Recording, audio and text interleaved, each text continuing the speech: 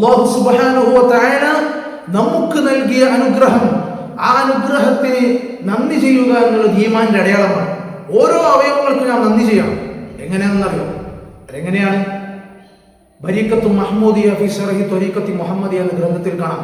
ഇമാം അബൂ സഈദ് അൽ ഹനഫി റളിയല്ലാഹു അൻഹു പറയുകയാണ്, ഓരോ അവയവങ്ങൾക്കും നന്ദിയുണ്ട്. ഹഖീഖത്തു ശുക്രി അൻ തുതിഅ അല്ലാഹ ഫി ജമീഇ ജവാരിഹിക ഫി സിർരി വൽ അലാനിയ.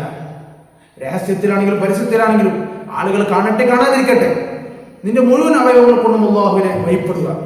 ഓരോ അവയവങ്ങൾക്കും ഓരോ നന്ദിയുണ്ട്. കണ്ണിന്റെ നന്ദി എന്ന് പറയുന്നത് ഹറാമിലേക്ക് നോക്കാതിരിക്കലാണ്.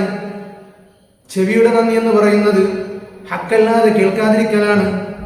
പള്ളയുടെ നന്ദി എന്ന് പറയുന്നത് ഹറാമല്ലാത്തത് തിന്നലാണ്, ഹറാമ് തിന്നാതിരിക്കലാണ്. പിന്നെയോ അങ്ങനെ ഓരോ അവയവങ്ങൾക്കും നന്ദി ചെയ്യേണ്ടതുണ്ട്.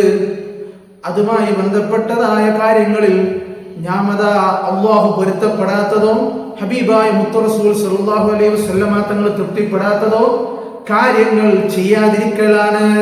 ഇതാണ് നന്ദി. നാം